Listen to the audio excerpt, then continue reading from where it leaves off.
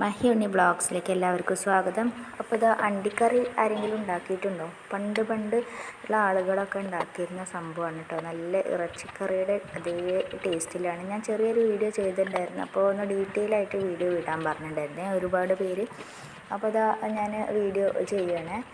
അപ്പോൾ നമ്മുടെ കശുവണ്ടി ഉണ്ടല്ലോ, പറങ്കിമാവൊക്കെ പണ്ട് ഒരുപാടുണ്ടായിരുന്നു. അപ്പോൾ എത്ര അണ്ടി പൊറുക്കി കഴിഞ്ഞാലും മഴക്കാലം വരുമ്പോൾ ഇതുപോലെ അണ്ടിക്കുക്കുറു കിട്ടും. വെറുതെ കഴിക്കാനും നല്ല ടേസ്റ്റാണ്, കറി വെച്ചാൽ അതിലേറെ ടേസ്റ്റാണ്. ഞാൻ പറിക്കാൻ പോയപ്പോൾ ഇതാ കണ്ടോ, കൂണ്, ഡിസൈൻ കൂണ്. അപ്പോൾ എനിക്ക് കിട്ടിയത് വവ്വാൽ കൊണ്ട് തന്നതാട്ടോ. പറങ്കിമാവ് തോട്ടമൊന്നുമില്ല, വവ്വാൽ കൊണ്ട് തന്നത്. അപ്പോൾ അതൊക്കെ നന്നായി വൃത്തിയാക്കിയിട്ടുണ്ട്. മണ്ണെല്ലാം കളഞ്ഞ് കഴുകി അതിലേക്ക് തേങ്ങാക്കൊത്തും കൂടെ ചേർക്കണം. രണ്ടും നല്ല ടേസ്റ്റാണ്. അപ്പോൾ അത് മഞ്ഞൾപ്പൊടി, മുളക് പൊടി, ഉപ്പ് ചേർത്ത് കറിവേപ്പിലും കൂടെ ചേർത്ത് വേവിക്കാം.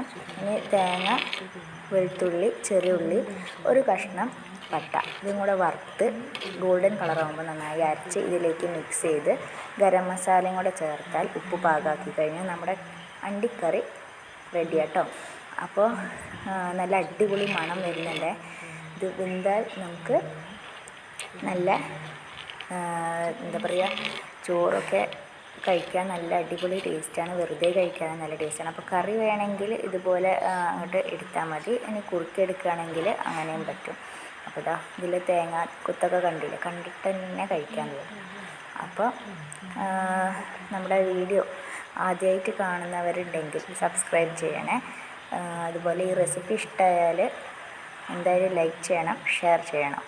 അപ്പോൾ അറിയാത്തവരുണ്ടെങ്കിൽ എല്ലാവരും അറിഞ്ഞ് ഇതുപോലെ വവ്വാൽ കൊണ്ട് തന്ന അണ്ടിയോ അല്ലെങ്കിൽ കുറച്ച് അണ്ടിക്കുക്കുറു കിട്ടിയിട്ടുണ്ടെങ്കിൽ അതിൻ്റെ ടേസ്റ്റ് ഒന്നറിയാം, നൊസ്റ്റാൾജിക് ടേസ്റ്റ് ഒന്നറിയാൻ വേണ്ടിയിട്ട് എന്തായാലും ഇതുപോലെ ഒന്ന് ഉണ്ടാക്കി നോക്കട്ടോ. എനിക്ക് കുറച്ച് കിട്ടിയിട്ടുള്ളൂ. അപ്പോൾ ഇത് കറി കൂട്ടി ചോറ് കഴിച്ചു കഴിഞ്ഞാൽ ഒരുപാടുണ്ടെന്നെങ്കിൽ തോന്നും. അപ്പം എന്തായാലും എൻ്റെ കറി റെഡി ആയിട്ടുണ്ട്. ചിക്കൻ മസാല, ഗരം മസാല എന്തെങ്കിലും ചേർത്ത് ഞാൻ കുറുക്കിയെടുത്തു കേട്ടോ. അപ്പോൾ ഞാൻ ചോറ് കഴിക്കാൻ പോവുകയാണ്. അടിപൊളി ടേസ്റ്റാണ്, അടിപൊളി സാധനമാണ്. എന്തായാലും ഇത് കഴിച്ച് നോക്കൂ. എല്ലാവർക്കും ഷെയർ ചെയ്തോളൂ കേട്ടോ. ഓക്കെ, ടാറ്റാ. എന്നാൽ അടുത്ത വീഡിയോയിൽ കാണാം കേട്ടോ.